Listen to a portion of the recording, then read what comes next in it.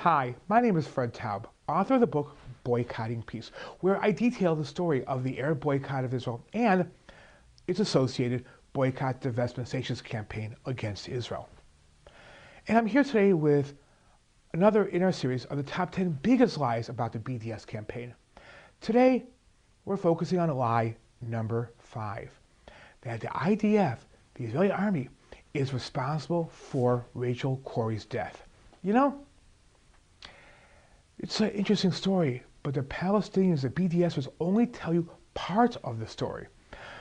So today I thought we would tell you, the full story.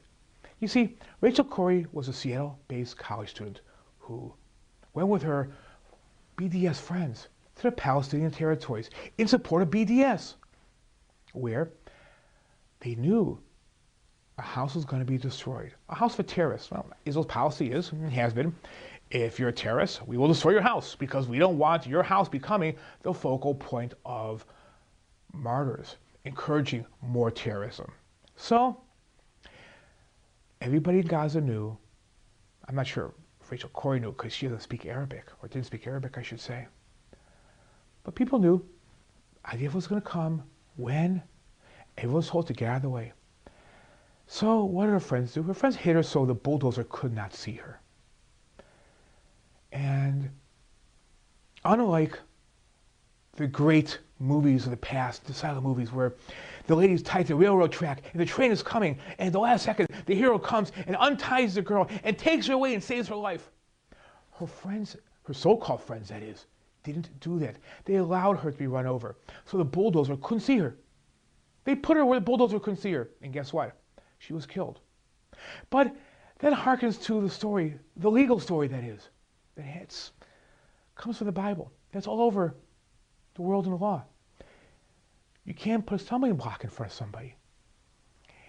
As if you cut a hole in your floor and you put a sheet over it and somebody walks over it and they fall to the basement, they get injured or, God forbid, killed. Whose fault is it there? The person who put the sheet there to hide the hole in the ground, the hole in the floor. That basically encouraged somebody to be injured.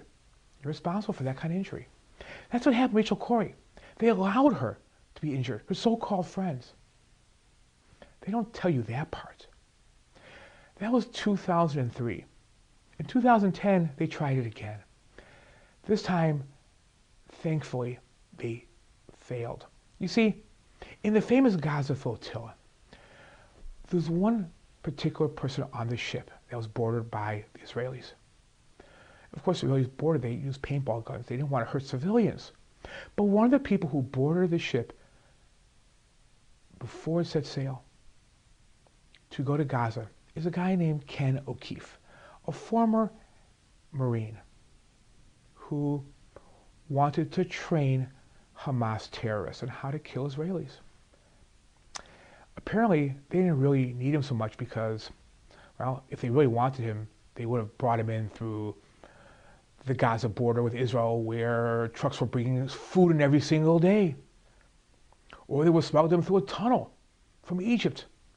Now, they put him on the ship, and what happened next really shows the true nature of this story and why they really didn't care for him. You see, the Palestinians, the BDSers on the ship, yeah, it was a BDS ship. It was all done in support of BDS. They had medieval type weapons. And you know what? If you see pictures of this guy O'Keefe, he's got a big welt on his forehead. And his tentacles coming down out of it. He was hit in the head from behind and above. Apparently, by the photos, it's not hard to determine this.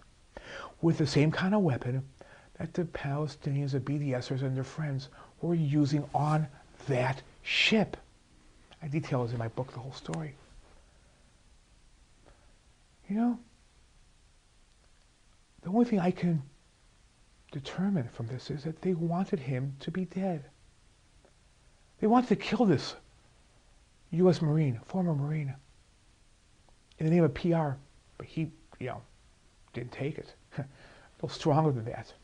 Thank God our Marines are tougher. But they wanted to create another martyr, another Rachel Corrie. A few years later, it didn't work. But this is what we're dealing with. Rachel Corrie's story is nothing more than one of many cases where people are abused and used by the Palestinians for PR purposes. They wanted to create a martyr, and they did, but they lied about the truth of it. Rachel Corrie is nothing more than somebody who wanted to do good, and they went ahead and killed her as their publicity stunt. Look, now, what do? They have plays, the Rachel Corrie story, they have Rachel Corrie days on campuses. But they don't tell you the rest of the story. They allowed her to be killed. They didn't save her life. They didn't jump in to save her. They did nothing. They allowed her to die. That's the real Rachel Corrie story. It's very sad.